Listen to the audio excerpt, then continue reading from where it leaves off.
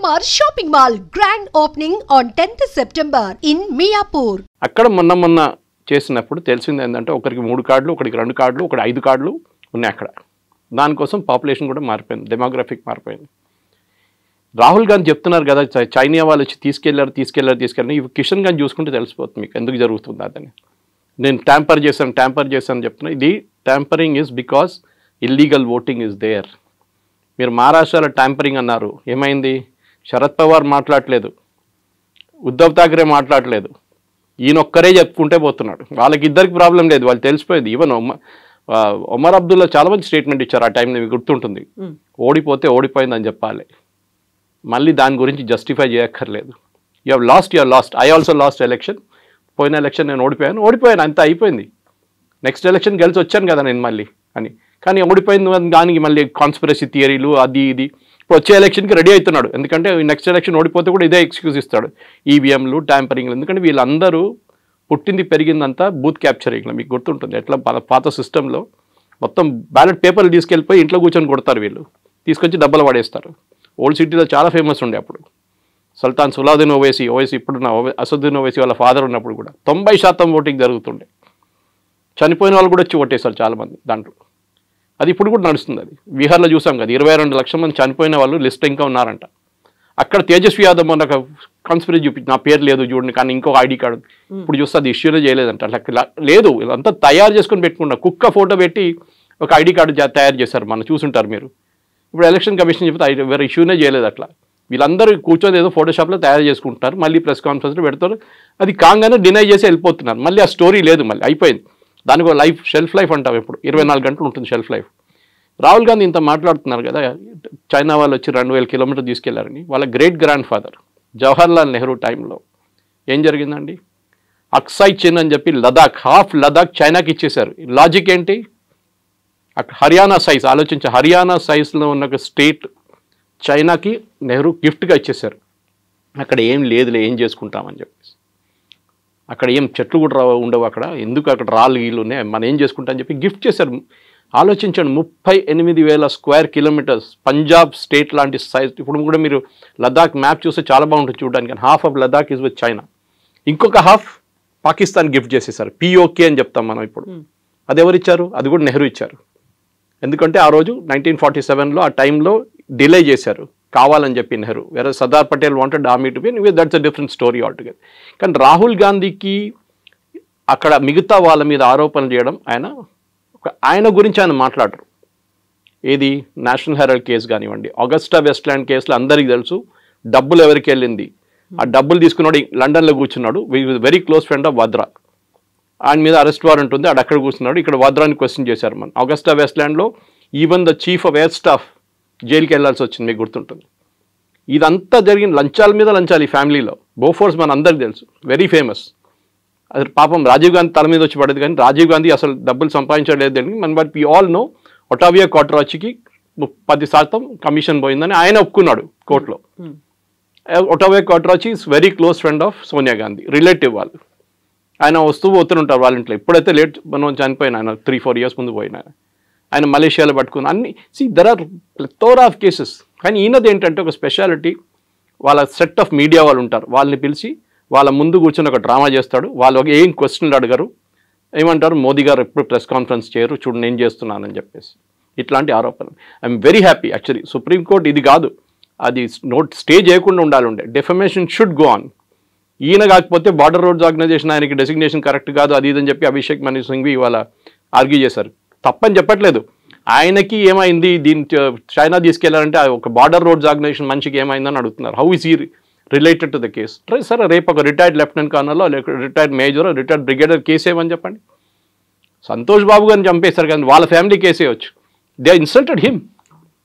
కర్రలు తీసుకొని కొట్టారు, 26 మందిని కొట్టారు. ఇదంతా రాహుల్ గాంధీ చేస్తున్నారు. అంటే మన సోల్జర్స్ ఏం చేయలేదు, ఇట్లా చూసుకొని నిలబడి ఉన్నారు, వాళ్ళు వచ్చి కొట్టారంట చైనా వాళ్ళ మన్ని.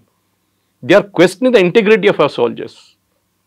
అంటే మనం ఆలోచించండి, కష్టపడి -40 degreesలో, అదే వాళ్ళు సుప్రీంకోర్టు కూడా చెప్పారు, -40 degreesలో they are standing out there. ఇంకా డిఫరెంట్ కేసులు of course. It was the Punjab police ఒక కర్నల్ని అసాల్ట్ చేసిన కేసులు. -40 degreesలో వాళ్ళకి ఆ కొండ మీద నిలబడి ఇండియాని గార్డ్ చేసిన మనిషిని మీరేమంటున్నారు? వాడు పని చేయట్లేదు అంటున్నారు. మీరు ఉన్నారని అడిగారు supreme court. Were you there when this happened? చూసారా మీరు చూసారా? ఆరోపణలు చేయడం చాలా ఈజీ. మీరు చూసారా? మీరు అక్కడ ఉన్నారా అని అడిగారు. This is a great lesson. ఇట్లా కాదు, ఇంకా చాలా ఉన్నాయి ఇట్లాంటిది. They should be regular cases filed. In fact నేను ఎన్నోసార్లు ఈ ఆపోజిషన్ వాళ్ళకి సజెస్ట్ కూడా చేశాను. అంటే ఇక్కడ స్టేట్లో ఉన్న ఆపోజిషన్ లీడర్స్ని, రాహుల్ గాంధీ చేసిన అన్ని దానికి కాన్స్టిట్యూషన్ మీద ఉన్నాయి ఆరోపణలు. Election commission is a constitutional body. వాళ్ళ మీద ఆరోపణలు చేయడం చాలా ఈజీ. కానీ remember, Rahul Gandhi opposition leader కానీ ఎంపీగా ప్రమాణ స్వీకారం చేసినప్పుడు కొన్ని వర్డ్స్ యూజ్ చేశారు. I will preserve, protect and defend the constitution of India as by law established. అంటే చట్టం ఒకటి ఉంది, దాన్ని నేను ప్రొటెక్ట్ చేస్తాను. కానీ ఆ ప్రొటెక్ట్ చేసే బదులు దాని మీద ఆరోపణలు చేస్తున్నారు. So he can be disqualified straight away. నేను దీనికి ముందుకు చెప్పాను మీకు, కేరళలో ఒక ఎగ్జాంపుల్ ఇచ్చాను. And should be done. ఆయన్ని కోర్టుకి తీసుకెళ్ళి డిస్క్వాలిఫై చేయాల్సిందే. ఎందుకంటే ఆల్రెడీ ఒక కేసు నడుస్తుంది, ఒకటి స్టే ఉంది దాని మీద. ఆయన మూడు సంవత్సరాలు జైలుకి పంపించిన కేసు నడుస్తుంది అది. సో దాన్ని స్టే ఇచ్చారు. ఆ కేసు ఇంకా ఫినిష్ కాలేదు, అది ఎక్కడో పడుంది అక్కడ చెత్తలో. దానికోసం ఆయన ఎంపీ స్థానం కూడా కొన్ని రోజులు పోయినాయి ఆయనకి. ఇది జరగాల్సింది ఇప్పుడు. దట్ అరెగెన్స్ చూడండి. నేను ముఘల్ రాజా కొడుకు, నేను ఒక ఎంటైటిల్ ఫ్యామిలీ నుంచి వస్తున్నాను, నేను ఏమైనా చెప్పొచ్చు, ఎవరి మీద ఏదైనా ఆరోపణలు చేయొచ్చు. లేదు, ఎందుకంటే వాళ్ళ పార్టీలో ఇన్నర్ పార్టీ డెమోక్రసీ అని లేదు. పాపం నరసింహరావు గారి దగ్గర నుంచి మనం నేర్చుకోవాల్సిందే. You was the only prime minister who stood up to the Gandhis, fake Gandhis. Only prime minister. ఏం చేశారండి ఆయన డెడ్ బాడీకి? ఏఐసిసి ఆఫీస్ లోపల తీసుకెళ్ళలేదు. మాజీ ప్రధానమంత్రి, ఢిల్లీలో సంజయ్ గాంధీకి ఒక సమాధి ఉంది పెద్దది. What post did Sanjay Gandhi hold అండి? What post? మినిస్టర్గా ఉన్నారా? ప్రైమ్ మినిస్టర్గా ఉన్నారా? జస్ట్ బికాజ్ ఈ ఫ్యామిలీతో కనెక్షన్ చెప్పేసి పెద్ద సమాధి కట్టారు. నరసింహరావు గారిని తీసుకొచ్చి ఇక్కడ నెక్లెస్ రోడ్ కాడ వీ నో వాట్ హ్యాపెండ్, రాత్రి ఏం జరిగింది, కుక్కలు ఏం చేశారని మన అందరికి తెలుసు. This is what I'm saying. వాళ్ళ సీతారాం కేసరిని టాయిలెట్ లోపల లాక్ చేసిన ఇన్సిడెంట్ మీకు తెలుసు. సోనియా గాంధీని ప్రెసిడెంట్ చేయాలంటే ఆయన ఒప్పుకోలేదు. నేను రాజీనామా చేయనని చెప్తే ఆ రోజు ఏఐసిసి ఆఫీస్లో టాయిలెట్ లోపల బంద్ చేయించి ఆయనతో రాజీనామా చేయించారు. ఆలోచించండి, లైట్ ఆఫ్ చేసేసి పడేస్తారు వాళ్ళు, టాయిలెట్లో పడేసి. ఇట్లాంటి పార్టీ ఇది. ఆరోపణలు చేయడం చాలా ఈజీ. ఇక్కడ కూడా చూస్తున్న తెలంగాణలో కూడా కల్చర్ ఉంది. మోదీ గారి మీద ఆరోపణ చేస్తూనే ఉంటారు. I wish BJP had a legal cell, strong legal cell. ఢిల్లీలో వాళ్ళ దగ్గర ఉంది, స్ట్రాంగ్ లీగల్ సెల్ ఉంది వాళ్ళ దగ్గర. చాలామంది MPs are actually good lawyers. కేసులు ఫైల్ చేయండి. మీరు హెల్తీ డిబేట్ కావాలని డెమోక్రసీలో లేదని చెప్పట్లేదు. కానీ సుప్రీంకోర్టు చెప్పినట్ల లేనిపోయిన ఆరోపణలు చేయడం, రఫేల్ పోయిందని ఇక్కడ రేవంత్ రెడ్డి కూడా రిపీట్ చేశారు. We should file a case against it. What proof do you have? మీరు అక్కడ ఉన్నారా రఫేల్ పడినప్పుడు? చూసారా మీరు రఫేల్ ఎట్లా ఉంటుంది మీకు తెలుసా? ఫస్ట్ ఆఫ్ ఆల్ ఏ పోయిన ఆరోపణలు ఏంటండి? యూఆర్ డిమారలైజింగ్ ఆ సోల్జర్స్. వాళ్ళ టార్గెట్ సోల్జర్స్ కాదు, వాళ్ళ టార్గెట్ మోదీ. సోల్జర్ని కొట్టారంటే మోదీ ఇన్ఎఫెక్టివ్, మోదీ అని చేయట్లేదు. చైనా మీద భజన చేస్తుంటారు. యూ నో వన్ థింగ్, మీరు చూస్తుంటారు ఫేమస్ సిగ్నేచర్ చేస్తున్న రాహుల్ గాంధీ జీ జింగ్పిన్తో నాకు సైన్ చేస్తున్న ఒక అగ్రిమెంట్ వాళ్ళ టైంలో, వాళ్ళ హయాంలో. సోనియా గాంధీ వెనక నిలబడినారు, జీ జింగ్పిన్ స్టాండింగ్ అండ్ ఈ signing with another Chinese party official. 300 కోట్లు ఇచ్చారండి రాజీవ్ గాంధీ ఫౌండేషన్కి వాళ్ళు, చైనీస్ వాళ్ళు, ఒఫీషియల్ ఆన్ రికార్డ్. ఎందుకు ఇచ్చారండి 300? అడిగితే ఏమంటున్నారంటే రీసెర్చ్ చేయడానికి ఇచ్చారంట.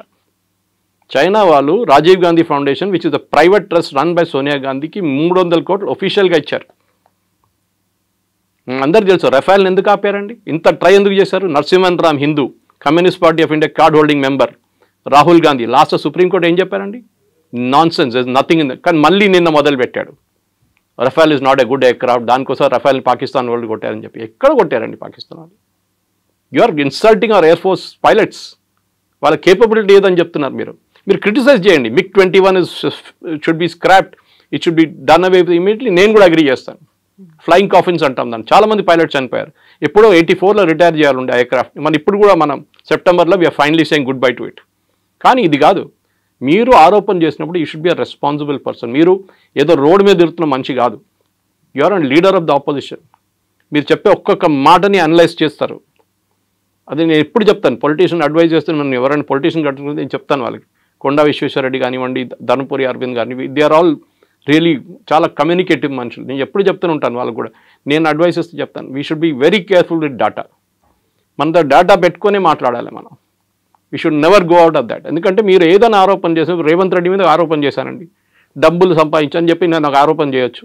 Do have a proof? I don't have a proof.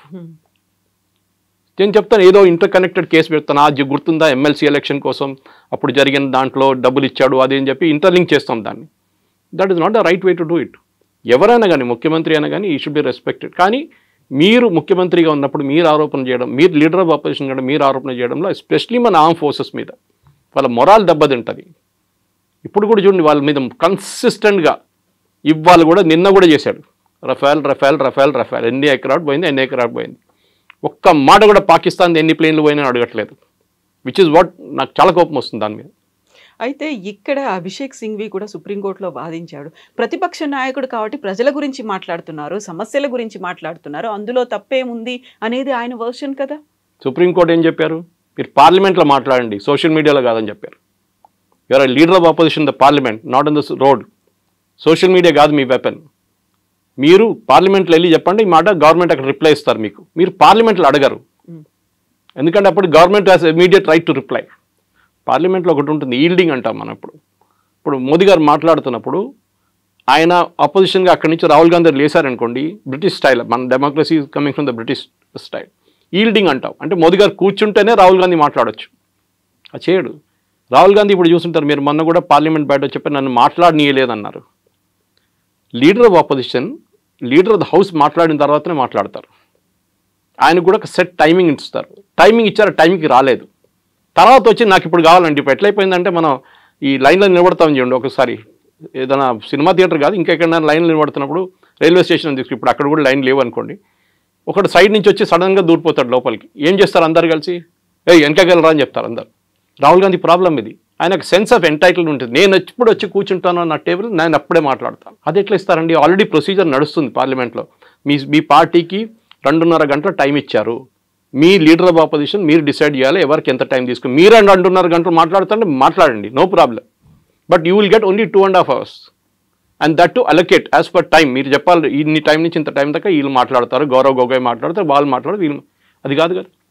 వాళ్ళ పార్టీలో కూడా ఇన్ పార్టీ డెమోక్రసీ అంటారు. మొన్న జరిగిన డిబేట్లో Manish Tewari and Shashi Tharoor are not given a chance. Manish Tewari గారు చెప్పారు, మనీష్ తివారీ సమజ్దార్కో ఇషారా కాఫీ, మై సైలెన్స్ విల్ స్పీక్ అన్నారు. మీరు ఒక ఇన్నర్ పార్టీ డెమోక్రసీ మోదీ గారు అందరినీ చేస్తున్నారు, కానీ మీ పార్టీలో ఉన్న 2 of the best leaders, especially Shashi Tharoor, ఆయన మీరు మాట్లాడనీయలేదు మన డిబేట్లో. మీ చంచాలను అందరినీ పెట్టుకున్నారు లైన్లో. ఇదే కదా ప్రాబ్లం. గౌరవ్ గొగోయ్ ఏం మాట్లాడతారు, ఆయన మీద ఆరోపణలు ఉన్నాయి already, that he is an ISI agent అని చెప్పి, which is unsubstantiated but correct.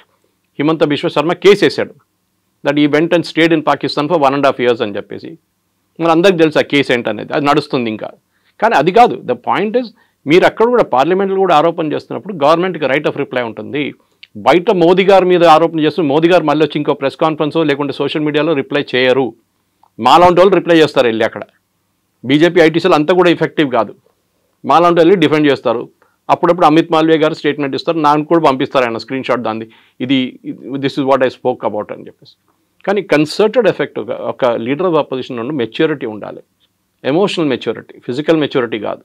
Emotional maturity Rahul గాంధీకి లేదు. ఇప్పుడు కూడా 52, 53 అయింది అంటున్నాడు. కానీ మొన్న సైకాలజిస్ట్ అని అనలైజ్ చేసిన అదే అంటున్నాడు, ఒక 18 year old పిల్లోడు ఎట్లా బిహేవ్ చేస్తారో అట్లనే బిహేవ్ చేస్తున్నాడు ఈ అబ్బాయి.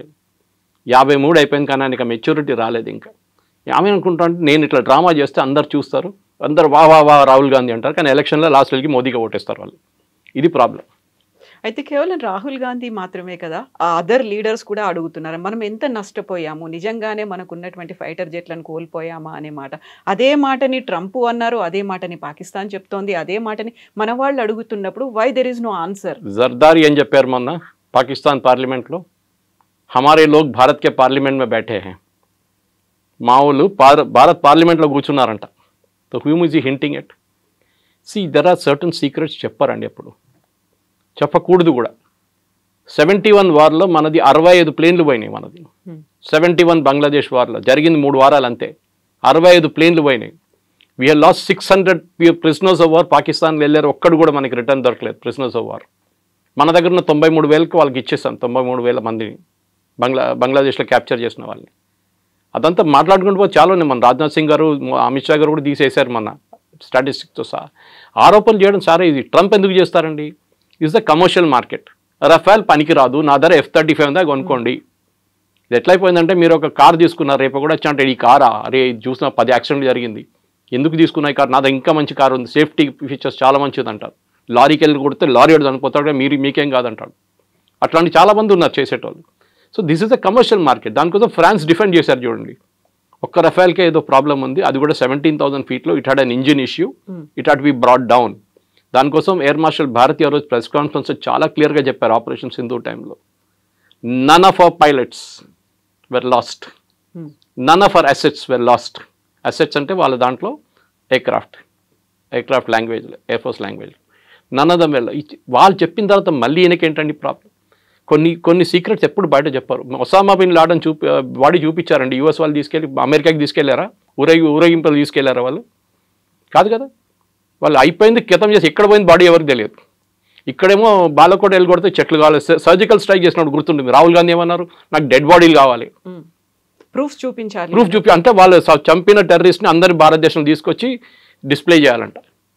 సర్జికల్ స్ట్రైక్ అండ్ ఫెయిల్యూర్ కొట్టేశారు, వచ్చేసారు, అయిపోయింది గంట సేపట్లో ఫినిష్.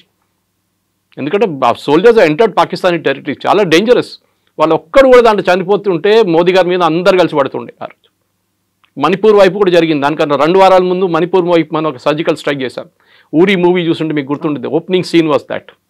చాలామందికి తెలియదు, ఎందుకంటే వాళ్ళు ఏదో నార్మల్ ఆర్మీ సీన్ అనుకుంటారు. చాలా ఉన్నాయి అట్లాంటిది.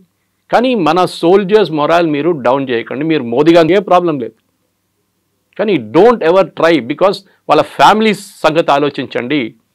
వాళ్ళ ఫ్యామిలీ మీద ఎట్లా ఉంటుంది. మొన్న పురోహిత్ మీద చేసి మాలేగాం చేసిన 17 సంవత్సరాల కెరియర్ పోయిందండి. ఎవరు తీసుకొస్తారు వాపస్ ఇప్పుడు? ఈ కూడా మన బ్రిగేడియర్ బై నౌ 17 years. వాళ్ళ ఫ్యామిలీకి luckily army stood by them. Army salary ఇచ్చారు, వాళ్ళ ఇల్లు అక్కడే ఉంచుకున్నారు, వాళ్ళ పిల్లల ఎడ్యుకేషన్ చూసుకున్నారు, అన్ని ఆర్మీ వాళ్ళు చూసుకున్నారు. వాళ్ళకి తెలుసు that this guy was working for us, for the Indian army. కానీ ఆరోపణలు చేసి ఆయన కెరియర్ కంప్లీట్గా డిస్ట్రాయ్ చేశారు. Who will bring back that 17 years no?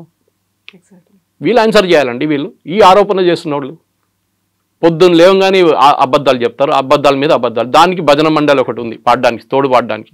Kharge గారు కానీ ఇక్కడ రేవంత్ రెడ్డి గారు అందరు భజన పాడతారు. కేసీ వేణుగోపాల్, సుప్రియా షీరా అంటే, జయరామ్ రమేష్, పవన్ ఖేరా అందరూ ఉన్నారు ఫుల్ భజన మండలి. ఎందుకంటే ఫ్యామిలీ లెడ్ పార్టీ అండి, ప్రైవేట్ లిమిటెడ్ కంపెనీ ఇది. మీరు చూసుంటారు ప్రైవేట్ లిమిటెడ్ కంపెనీ మాట్లాడితే ఎండి కొడుకు తర్వాత వాళ్ళ కొడుకు, వాళ్ళ తర్వాత వాళ్ళ కూతురు, ఇట్లా నా లైనేజ్ ఉంటుంది. ఎవరు వ్యతిరేకంగా మీరు మాట్లాడలేరు, తీసి పడేస్తారు, కరిపాకు పడేస్తున్నట్లు మిమ్మల్ని పక్కన. ఇది కూడా అంతే. చూడండి, వాళ్ళ పార్టీలో వాళ్ళ వ్యతిరేకంగా మాట్లాడిన మనుషులు ఎక్కడన్నా ఉన్నారా? You go back to Nijalingappa and that time, నీలం సంజీవ్ రెడ్డి టైంలో ఏం జరిగింది మన అందరికీ తెలుసు. కామరాజ్ గారిని ఏం చేశారు చెప్పండి? ఈ was the tallest leader in Congress.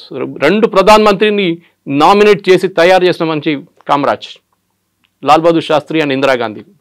ఏం చేశారు లాస్ట్లో? ఇందిరాగాంధీ ఆయన తీసి పక్కన పడేశారు. ఆయన కాకుండా ఆయనే ప్రధానమంత్రి అయిపోతుండే ఈజీగా. But he didn't. కానీ అట్లా ట్రీట్ చేస్తారు వీళ్ళు. నరసింహారావు గారిని ఎట్లా ట్రీట్ చేస్తారో, సీతారాం కేసుని ఎట్లా ట్రీట్, అట్లనే వాళ్ళ పార్టీలో వాళ్ళ గురించి మాట్లాడకపోతే టామ్ వడక్కన్ ఇప్పుడు బీజేపీలో ఉన్నారు. Rajaji grand son is in BJP. మీకెందుకు? Me all the tallest leaders in Congress from Uttar Pradesh, Rita Bahuguna is in BJP. వీళ్ళందరూ అంతే. బికాజ్ వీళ్ళ యాటిట్యూడ్ ఏంటంటే మాకు భజన మండలి, మేమేం చెప్తే అదే నిజం. వేదవాక్యం అంటారు చూడండి మా దాంట్లో మలయాళంలో. It is that only. You can not go out of that Lakshman రేఖ.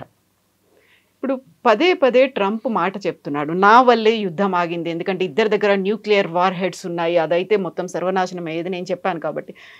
ఎక్కడ ప్రధానమంత్రి నరేంద్ర మోదీ కానీ పార్లమెంట్లో జరిగినటువంటి ప్రసంగంలో ట్రంప్ పేరు తీసుకోలేదు. ఎవరో చెప్తే మేము ఆపలేదు అనే మాట చెప్పారు తప్ప ఎక్కడ he is not taking Trump names. ఎందుకంటే ఆయన భయపడుతున్నారు. ఎందుకంత భయం అనేటువంటి ఒక మాట కూడా ఉంది. ఎమోషనల్ మెచ్యూరిటీ అంటారు దాన్ని. దీనికి రాహుల్ గాంధీ సంగతి చెప్పాను మీకు.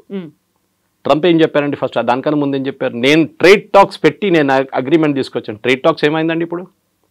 అంటే they was no trade talks, ఒట్టి హవా. ట్రంప్ ఎట్లయిపోయిందండి ఇప్పుడు? నేను మొన్న ట్వీట్ చేశాను దాని గురించి. World War II కూడా నేనే ఆపాను అంటాడు కంట్రీ రేపు కావాలంటే. ఆయనకు నోబెల్ ప్రైజ్ కావాలి, ఓపెన్గా చెప్పారు కదా వాళ్ళ ప్రెస్ సెక్రటరీ, మాకు నోబెల్ ప్రైజ్ కావాలి, నోబెల్ పీస్ ప్రైజ్ కావాలి మాకు. దానికి ఇప్పుడు రోడ్ మీద ఇద్దరు కొట్టుకుంటే కూడా నేనే వెళ్ళి స్టాప్ చేశానంటాడు ట్రంప్ రేపు. మన దగ్గర చిన్న యాక్సిడెంట్ జరిగితే కొట్టుకుంటుంది చూడండి రోడ్ మీద, అట్లా అయిపోతుంది. అది కూడా నేనే ఆపాను అంటాడు. ఎవరు సీరియస్గా తీసుకుంటలేరు. ఇది పాత ఒక స్టోరీ ఉండే మన చిన్నప్పుడు వింటుంటారు, పులి వచ్చింది అని చెప్తారు ఊర్లో. లాస్ట్ నిజంగా పులి వచ్చినప్పుడు ఎవరు రాడు కూడా అక్కడ. ఆ సంగతి ఇది. మీరు రష్యా యుక్రెయిన్ ఆపేస్తాను 2 రోజులు అన్నాడు, ఏమైందండి? వాళ్ళు ఇప్పుడు కూడా కొట్టుకుంటున్నారు పిచ్చోళ్ళలాగా. మా ఇండియా పాకిస్తాన్ మీరేం ఆపారండి? ట్రేడ్ డీల్ చెప్పాం, వాళ్ళు ముందు చూపించి నేను ఆపాను అంటాడు. ట్రేడ్ డీల్ ఏమైనా జరిగిందా? First of all there is no call from Trump, everybody agrees. Call చేసింది ఓన్లీ రూబియో, వాళ్ళ వైస్ ప్రెసిడెంట్ ఒకరే కాల్ చేశారు అక్కడి నుంచి. జేడీ వ్యాన్స్ కాల్ చేశారు, మార్కో రూబియో కాల్ చేశారు. ట్రంప్ ఎక్కడ మాట్లాడలేదు. ఇక్కడ always said my team negotiated with them, we would agreed. నేనే చేశాను అంటారు. ఎందుకంటే ఆయనకు నోబెల్ ప్రైజ్ కాదు, లేకుండా వైస్ ప్రెసిడెంట్ నోబెల్ ప్రైజ్ వచ్చేస్తుంది. ఆయనకు అది టెన్షన్. ఆయనకి క్రెడిట్ ఎవరికి రాకూడదు, నాకే రావాలి క్రెడిట్. సో ట్రంప్ ఒక మెంటల్ ఆలోచించండి, హీఈస్ పబ్లిసిటీ సీకర్. ఆయన అన్ని ఏదో ఎరిట్రియా, అక్కడ ఏదో ఆఫ్రికాలో ఎన్నో సంవత్సరాల నుంచి కొట్టుకుంటున్నారు. వాళ్ళు పిలిచి వైట్ హౌస్లో కూర్చొని సంతకం పెట్టించారు. వాళ్ళు ఏం పెట్టారో వాళ్ళకే తెలియదు. వాళ్ళు అన్నారంట తర్వాత, ఏం పెట్టి మాకు తెలియదు, పిలిచాడు సంతకం పెట్టమని మేము పెట్టాము. మళ్ళీ నెక్స్ట్ డే వెళ్ళి మళ్ళీ కొట్టుకుంటున్నారు అక్కడ. మళ్ళీ ఏం పీస్ అండి ఇది? నేను అక్కడ ఆపాను, నేను ఇక్కడ ఆపాను అంట. ఎక్కడ ఇదే అంటున్నాను. మన దగ్గర వైట్ స్కిన్ మెంటాలిటీ ఒకటి ఉందండి. నేషనల్ అవార్డు వస్తే నేషనల్ అవార్డు కాదు, ఆస్కర్ వస్తే ఆస్కర్. ఎందుకంటే వైట్ స్కిన్ కూడా ఇచ్చింది కదా, తెల్ల white skin is still very good for us. Oscar రావాలి నాకు. నేషనల్ అవార్డు వచ్చిందా? నేషనల్ అవార్డే కదా, అది అంతర్జాతీయ స్థాయిలో ఉంది. అంతర్జాతీయ స్థాయి కాదు. వైట్ స్కిన్ మెంటాలిటీ ఇంకా పోలేదండి మనకి. ఇప్పుడు కూడా చూడండి, ఒక అమెరికనో బ్రిటిషో రోడ్డు మీద కనిపిస్తే మీ బిహేవియర్ ఎట్లా ఉంటుంది, మీదని చెప్పట్లేదు, normal human being Indians behaviour ఎట్లా ఉంది. వాడిని ఎట్లా టోపీ ఇద్దాం, 100 రూపాయల ప్రోడక్ట్ వాడికి 500 ఎట్లా అమ్ముతాం, ఇది చూస్తుంటాం అన్నమాట. వాడు దానికైనా స్మార్ట్ ఫెలో, వాడు చూస్తాడు వీని ఎట్లా టోపీ వేయాలని చూస్తుంటాడు వాడు. ఇది మన white skin attitude. So Trump చెప్పారని చెప్పి ద మెచ్యూరిటీ ఆఫ్ మోదీ అక్కడ వస్తుందండి. ఏ ఎక్సైట్మెంట్ లేదు ఆయన ఫేస్లో, ఒక ఎమోషన్ కూడా కనిపించదు. ఎవరు నాతో మాట్లాడలేదు. No world leader respect. లేకుంటే రేపు అంటాడు ఇంకో లీడర్ జీవితం చేయించా అంటాడు మళ్ళీ రేపు. పాకిస్తాన్ దగ్గర ఆయిల్ ఉండి నేనే వచ్చి ఇది చేస్తాను, పాకిస్తాన్ పరేషాన్ అయిపోతుంది. ఇక్కడ మేము ఇంకా తవ్వలేదు, ఏం చేయలేదు, మా ఆయిల్ ఇస్తా అంటున్నాడు ఈయన. సో మనం కూడా పాకిస్తాన్ నుంచి కొనుక్కునే 3 సంవత్సరాల తర్వాత ట్రంప్ ఉండరు, వెళ్ళిపోతాడు. ఈ కెనాట్ కాంటెస్ట్ ఎలక్షన్ అయిపోయింది. వాళ్ళ 2 టైమ్స్ ఉంటాయి యూఎస్ ప్రెసిడెంట్కి. దాని తర్వాత వచ్చేటోడు ఏంటి, వాడు మొత్తం మార్చేస్తాడు రూల్ అంతా. ఏం చేస్తారు అప్పుడు పాకిస్తాన్ లేదు. So you have to keep your neutrality. చాలా మెచ్యూర్గా చేశారు. యూకే ఎఫ్టీఏ సైన్ చేసామా మనం, ఫ్రీ ట్రేడ్ అగ్రిమెంట్. ఇప్పుడు యూరోపియన్ యూనియన్తో చేయబోతున్నాం. We just shift our markets అంతే. నేను చాలా ఛానల్స్ డిబేట్ చేస్తూ చెప్పాను. నేను యూఎస్కి ఇండియాకు ఉన్న ట్రేడ్ రిలేషన్స్లో 3-4 ప్రోడక్ట్స్ ఇంపార్టెంట్. దాంట్లో ఒకటి ఫార్మస్యూటికల్స్. మన దగ్గర మందులు కొనుక్కపోతే ఆ డోలోకి వాడు $10 ఇవ్వాల్సి వస్తుంది ఒక స్ట్రిప్కి. మన దగ్గర కొనుక్కుంటా అని చెప్పి తక్కువ. నేను I'm just giving an indicative rate. మన దగ్గర వెళ్ళి ఫార్మస్యూటికల్స్ వాళ్ళు బతుకుతున్నారు యూఎస్. అదర్వైజ్ వాళ్ళు 10 times కాస్ట్ ఇవ్వాల్సి వస్తుంది. We are the pharma capital of the world. Next మనది జెమ్స్ అండ్ జ్యువెలరీ. మన దగ్గర పాలిష్ అయ్యి సూరత్ నుంచి పాలిష్ చేసి కట్ చేసి పంపిస్తారు. ఇంకెవరు దాన్ని చేయమని చెప్పండి. I will challenge. Maximum Bangkok నుంచి తెప్పించుకుంటారు. అక్కడ వాళ్ళ దగ్గర న్యాచురల్ స్టోన్స్ ఉండవు, ఆర్టిఫిషియల్ స్టోన్స్ ఉంటాయి. ఎక్కడ తెప్పించుకుంటారు మీరు? కొనాల్సినోడు మీరు బంగారం 50,000 రూపాయలు ఉన్నప్పుడు కూడా కొన్నారా? బంగారం కొన్నారా? నేను పెళ్లి చేసుకున్నప్పుడు 15,000 ఉండే అప్పుడు 91.